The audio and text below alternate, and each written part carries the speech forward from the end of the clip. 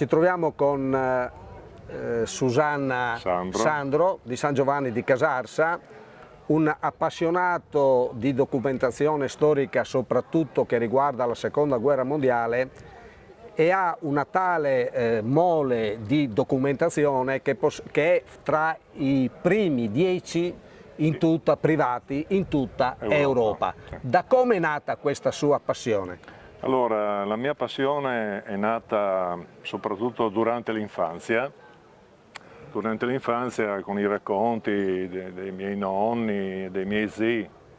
Diciamo che nella mia famiglia ci sono stati molti antifascisti. Mio zio, per esempio, è scappato in Francia. Mio nonno è stato un antifascista, ha fatto un mese di carcere a Udine.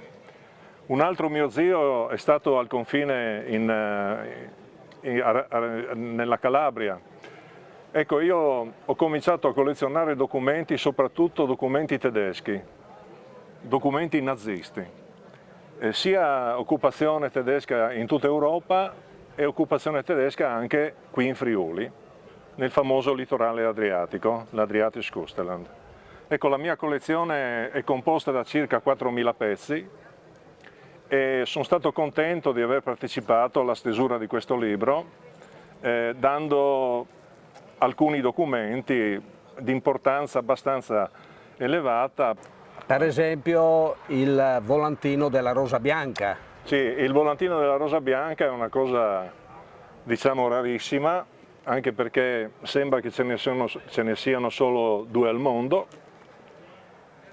Di cui uno fortunatamente mi è capitato in mano a me, però non è il ciclostile famoso della Rosa Bianca, ma è un volantino che è stato lanciato dagli aerei della RAF sui cieli della Germania, proprio per far conoscere che anche in Germania qualcuno si è ribellato a Hitler.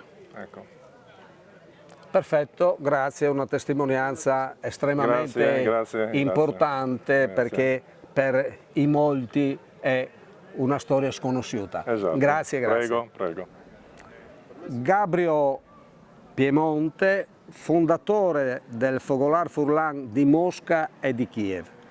Questo libro che oggi andiamo a presentare, nella motivazione fondamentale e l'idea che è venuta è proprio stata per l'invasione della Russia nei confronti dell'Ucraina. Lei, che ha vissuto in queste 2 località, cosa possiamo dire oggi? Qual è la sua percezione di questa guerra all'interno dell'Europa? Dunque, io posso confermare quello che quando è scoppiata la guerra, l'invasione, diciamo, quando è avvenuta l'invasione, tutti quanti mi chiedevano quello che mi stai chiedendo tu, caro amico Lauro. Ho detto 3 cose. La guerra non finirà assolutamente così presto come si auspicava. La guerra non ha un fondamento logico. La guerra porterà a lutti e inimicizie tra questi 2 popoli per secoli. Lei ha amici da una parte e dall'altra. Oggi come si rapporta con queste amicizie? Mi rapporto in modo unilaterale, perché non è possibile che oggi, come facevo per 40 anni, trovavo il mio amico russo e il mio amico ucraino e parlavamo di tutto e di tutti.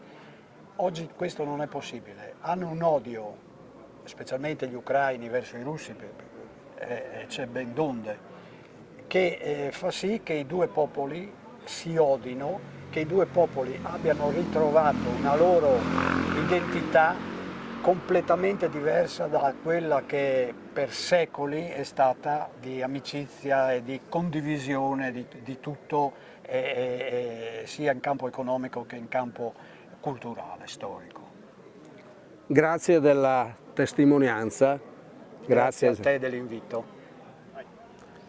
Flavio Mauruto, sindaco del comune di San Michele, oggi nella tra le più piccole frazioni del suo comune, una importante iniziativa, la presentazione di un libro per non dimenticare, storia locale 1943-1947, poesia friulana e arte.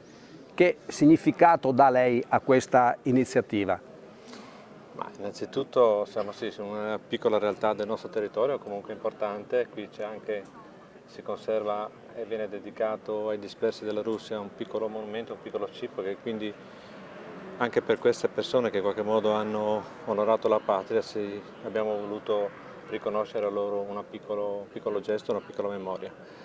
Il libro, secondo me, per non dimenticare, è un libro, grazie anche all'autore, quindi a Lauro Nicodemo, che oggi rappresenta uno spaccato, diciamo, che riguarda anche la storia del nostro territorio, del nostro comune, quindi in qualche modo vuole ricordare, abbinando a momenti di storia, a momenti di poesia, uno spaccato di allora, uno spaccato di quei momenti tragici, e credo sia fatto in maniera anche intelligente, in maniera molto interessante, perché in qualche modo si lancia una speranza attraverso questo libro.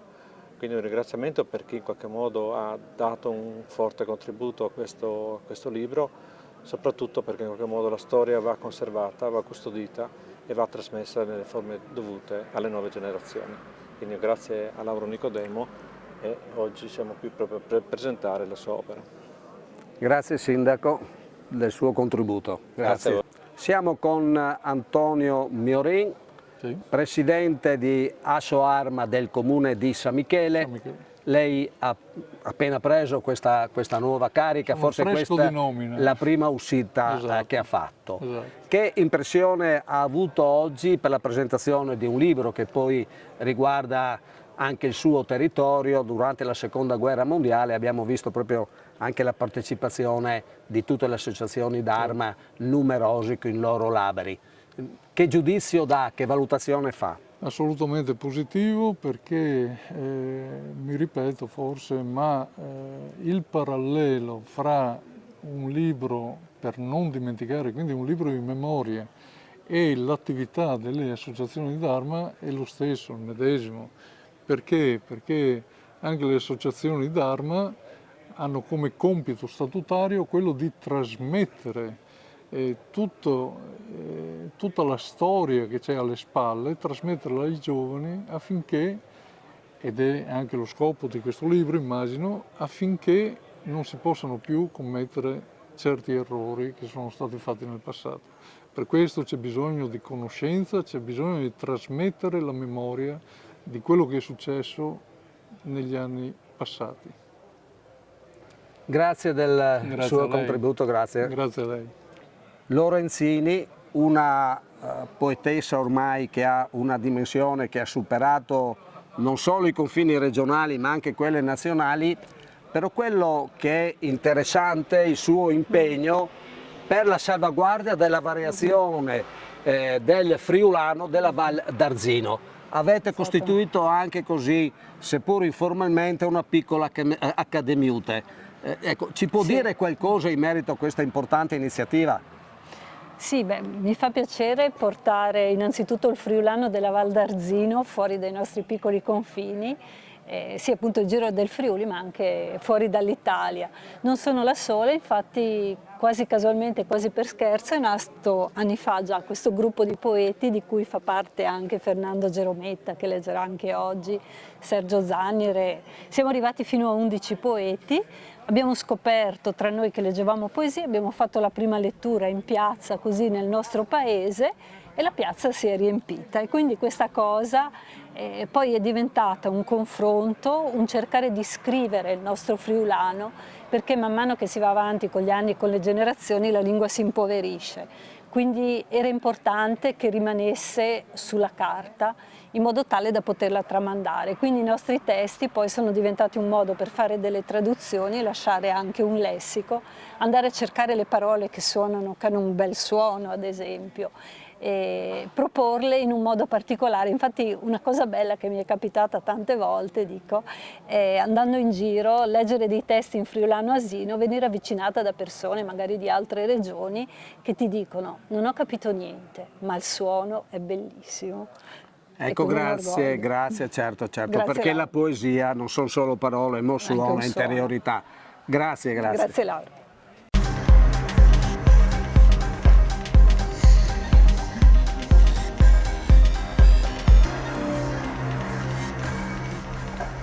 È un tema, pur parlando della guerra, il libro è ovviamente per la pace, e con i militari, con le associazioni combattentistiche, che ringrazio di essere qui, gli alpini e i lagunari fino alla fine in piedi. Però ecco, la pace si fa anche con i militari, anzi io ho partecipato all'Università di Udine a un festival che è stato voluto dal rettore ONSE sulla pace, ha scelto un po' il periodo proprio di agosto per fare questo festival che è un po' così, però in quell'occasione ho fatto un dibattito con il professor Krippendorf, che è un grande pacifista internazionale, e io ho portato proprio la voce del pacifismo, però fatto con i militari, e che tutti si erano un po' stupiti, mi guardavano male quelli del festival. Krippendorf a quel punto, che visto che mi guardavano male, è intervenuto dicendo: no, guardate che ha detto una cosa giusta, i militari, il 99,9% periodico, non vogliono la guerra, perché sanno cos'è la guerra, che è il peggio che ci possa essere, e quindi sono da coinvolgere per la pace. Qui Lauro ci ha portato documenti, foto, memorie orali, poesie, tra l'altro qui ecco che recupero un po' il tema che in qualche battuta, non abbiate paura, traccio, e cioè quello delle minoranze linguistiche. Beh, il fatto di avere le poesie in lingua friulana, ecco, è un collegamento che con la lingua friulana facciamo a tutte le altre minoranze. Pensate che a giugno di quest'anno, come in storia, abbiamo fatto, anche con l'Università di Udine, un convegno dedicato a Pasolini e l'Alto Adriatico, e poi tra parentesi il Mediterraneo, perché Pasolini è stato il poeta che ha dato coraggio ai poeti catalani, spiegando e andandoli a trovare, facendo delle cose assieme. C'è stata anche una pubblicazione in catalano di sue poesie ad opera di un grande poeta catalano, spiegando la capacità, le potenzialità delle lingue, della lingua friulana, in particolare della lingua catalana, delle lingue di minoranza e delle lingue romanze, una espressività maggiore rispetto alle lingue statali, diciamo, alle lingue statali degli stati. Sotto questo profilo anche dico una cosa scherzosa: per le organizzazioni combattentistiche ho partecipato una volta all'organizzazione della festa del 2 giugno per l'università, e c'era un generale, si può ricostruire, che abbia detto questa cosa qua, che organizzava, e c'erano anche gli alpini. La festa si faceva a Udine e il generale non voleva far sfilare gli alpini coi motti in friulano. Il responsabile diciamo dell'associazione l'ANA ha detto: no, caro generale, guardi che lei sbaglia, noi abbiamo i motti dei nostri corpi in lingua friulana, lei non può permettersi di dire che noi non possiamo, per esempio, scrivere il nostro motto come striscione, quindi lei non si permetta di dire che poi sono intervenuto io dicendo: guardate che la lingua friulana è una lingua riconosciuta dalla legge dello Stato, quindi chiunque dica, linguista, storico, geografo, quello che volete, che la lingua friulana non è una lingua, va contro la legge dello Stato italiano, la legge 482 del 1999.